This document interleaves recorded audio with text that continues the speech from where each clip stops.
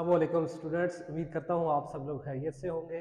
आज हम फिजिक्स का लेक्चर नंबर 5 जिसका नाम है सप्लीमेंट्री यूनिट्स स्टार्ट करने जा रहे हैं। एक बात इससे पहले मैं आपसे कर दूं कि ये जो सप्लीमेंट्री यूनिट्स है ये एसआई यूनिट्स ही में से एक अलग यूनिट है, ठीक है। तो इससे पीछे जो different types of SI units हैं या इससे पहले इंटरनेशनल सिस्टम ऑफ यूनिट है, इसको भी इससे पहले 2 लेक्चर्स को आप लाजमी पहले सुनिएगा, उसके बाद इस लेक्चर पर आइएगा। और उन लेक्चर्स के लिंक इसी वीडियो के नीचे हमने पेस्ट कर दिए हैं, आप वहां से जाकर इससे पहले 2 लेक्चर्स को भी सुन सकते हैं।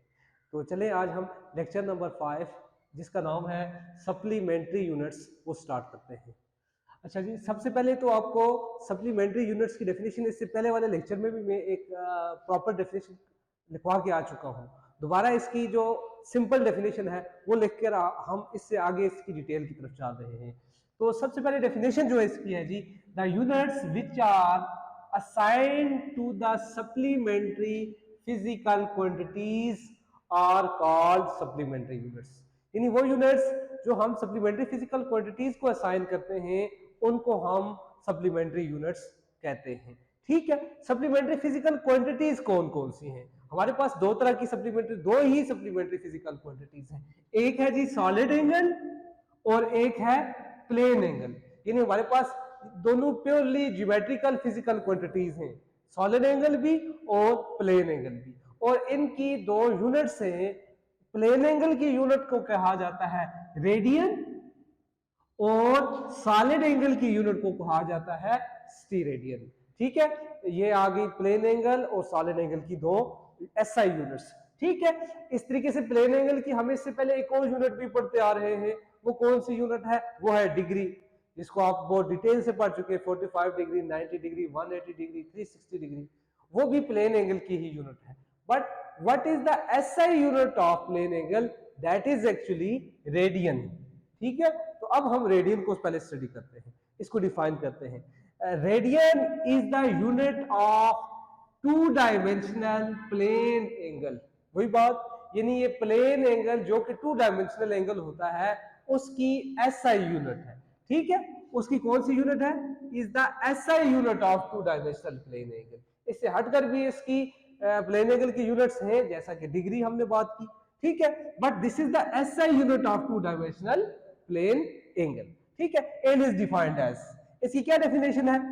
The angle subtended at the center of a circle by an arc having length equal to the radius of that circle। एक ऐसा एंगल जो किसी भी सर्कल के सेंटर पर सबटेंड किया जाता है, बनाया जाता है, किसके साथ? एक आर्क की मदद से।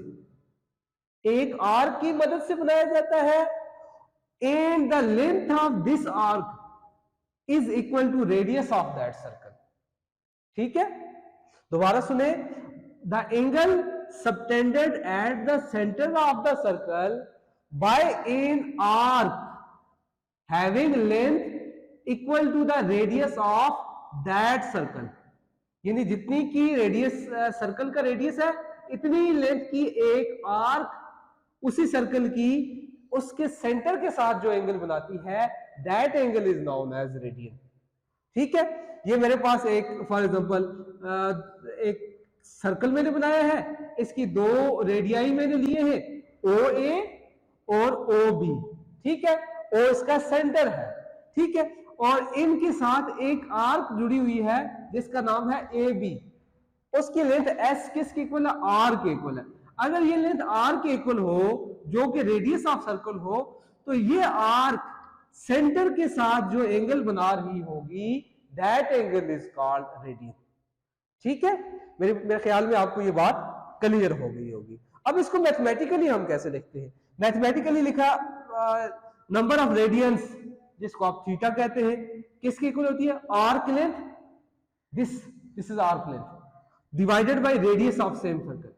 यानी इस आर्क लेंथ को जब हम रेडियस के साथ डिवाइड करते हैं तो हमारे पास जो जवाब आता है वो एंगल आता है, ठीक है। और इस एंगल की मेजरमेंट किस में होती है?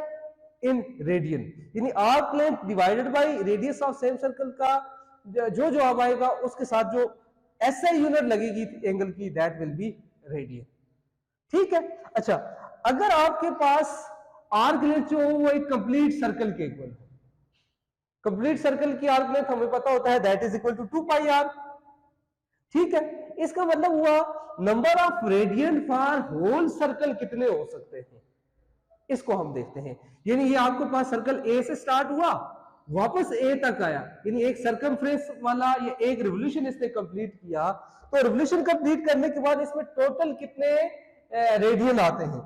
Number of radians is equal to arc length, that is 2 pi R divided by radius of the same circle, that is R. जब हम इसको डिवाइड करते हैं, ये आर और आर आपस में कैंसिल हो गया, तो थीटा किसके इक्वल आ गया? 2 पाई रेड। यानी हम लिख सकते हैं theta is equal to 2 pi radian for complete circle, the total angle is in 2 pi radian. यानी जब रेडियन की बात करें तो एक कंप्लीट सर्कल में हमारे पास टोटल एंगल कितना होगा?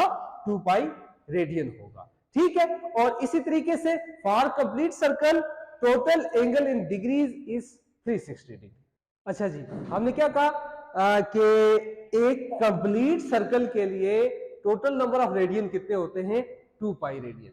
अच्छा, अब फिर इसी बात को अगर हम आगे कहें, अगर आपके पास आर्क लेंथ कितनी हो?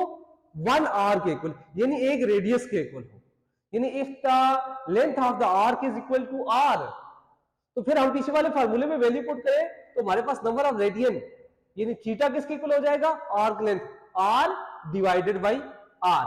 यानी इस आर से ये आर्क लेंथ का है और ये वो रेडियस था, इसको जब डिवाइड करें, अगर इसको कैंसिल करें तो ये आ जाएगा 1 रेड। इसी से हमें फिर पता चल जाता है एक रेडियन किसके इक्वल होता है? एक रेडियन वो एंगल होता है जो एक आर्क लेंथ जिसकी लेंथ किसके इक्वल हो? एक रेडियस के इक्वल हो, उसको रेडियस ऑफ सर्कल से डिवाइड करने से हासिल होता है। ठीक है। अच्छा, यहां तक तो बात कंप्लीट हो गई, बट हमारे पास जो इसकी पहली मोस्ट इंपॉर्टेंट यूनिट है जो इससे पीछे हम बहुत ज्यादा यूज करके आ रहे हैं, जिसका नाम है डिग्री, प्लेन एंगल की दूसरी यूनिट। तो अब डिग्री और रेडियन में क्या रिलेशनशिप है? Both are the units of the plane angle, how they are related to each other. देखो, we know that the total angle for one complete revolution, एक कंप्लीट रिवोल्यूशन के लिए total angle in degrees is 360 degree and in radian is 2 pi radian.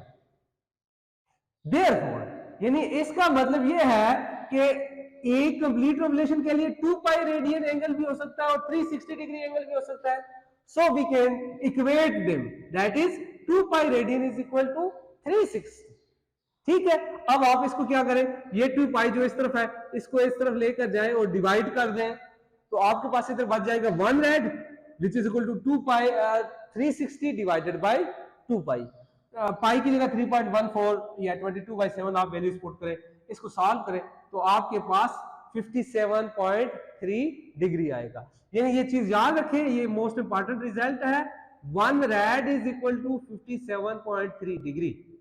ये आपका एक important MCQ भी है और आपसे शॉर्ट आंसर क्वेश्चन में भी पूछ सकता है, prove that 1 radian is equal to 57.3 degree. तो ये बहुत आसान सा शॉर्ट सी मैनिफेस्टेशन है, यानी डेरिवेशन है।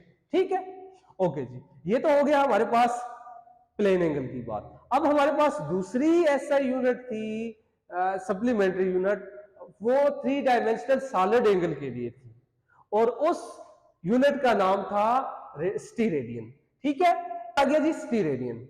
It is the SI unit of 3 dimensional solid angle. यानी ये प्लेन की बजाय अब सॉलिड की बात आ गई, यानी अब ये स्फीयर की बात आ गई है। तो जब 3 डायमेंशनल सॉलिड एंगल का हम एंगल मेजर करते हैं तो उसकी जो एसआई यूनिट होती है दैट इज कॉल्ड स्टीरेडियन। ठीक है, अब इसकी डेफिनेशन क्या है? The solid angle subtended at the center of the sphere by an area of its surface equal to the square of radius of that sphere। यानी एक स्फीयर का वो एरिया, उसका वो सरफेस एरिया जो कि उसके रेडियस के स्क्वायर के इक्वल होता है, वो उसी स्फीयर के सेंटर के साथ जो एंगल बना रहा होता है that angle is known as solid angle and this angle is equal to 1 steradian. ठीक है। अच्छा, ये आपको यहां से 3 डायमेंशनल एंगल को ड्रा करके दिखाया नहीं जा सकता। इसकी एग्जांपल आप ये समझ लें कि ये इस तरह का एंगल है जैसे एक कोन होती है जो जिसका लगातार स्फेरिकल एरिया या सरफेस एरिया इधर से आगे बढ़ रहा होता है। यानी यहाँ पर एक छोटी सी रिंग है, अगर इसको काटना शुरू करें तो ये यहाँ से आगे बढ़ते बढ़ते इसकी नंबर ऑफ रिंग्स रेडियस के साथ साथ इसका रेडियस बतदरीज इंक्रीज होता जाएगा। ठीक है, ये बिल्कुल आपके पास कोन की एग्जांपल आप इसको ले लें।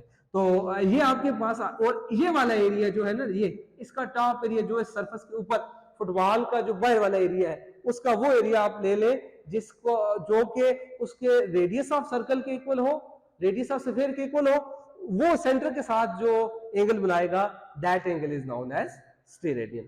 ठीक है, और इसको मैथमेटिकली कैसे लिखा जाता है?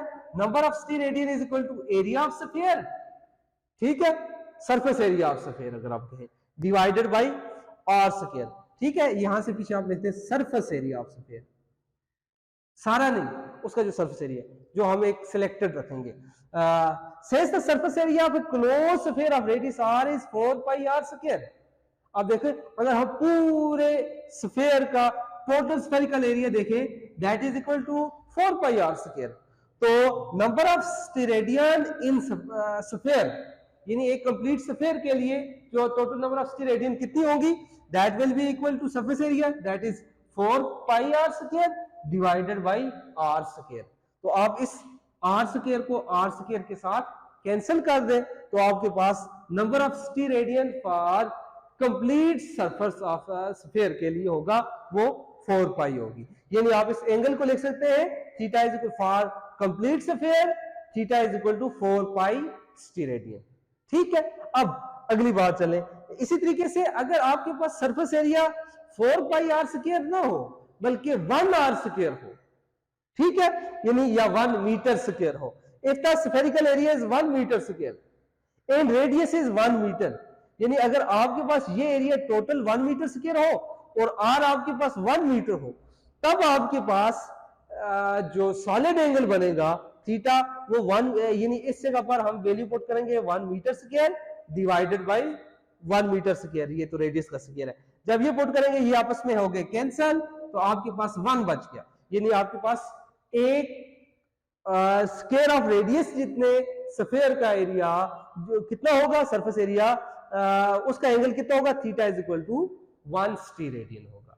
उम्मीद करता हूं स्टूडेंट्स आपको ये बात समझ आ चुकी होगी, यानी रेडियन और स्टेरेडियन क्या होते हैं। अगर आपको इसमें किसी किस्म की कोई भी मसला आता है, कोई भी कंफ्यूजन है, तो आप कमेंट बॉक्स में कमेंट्स कर सकते हैं और इंशाल्लाह हम वहां पर आपको रिप्लाई करेंगे। इंशाल्लाह इसके बाद हम दूसरे लेक्चर के साथ हाजिर होते हैं, तब तक के लिए अल्लाह हाफिज।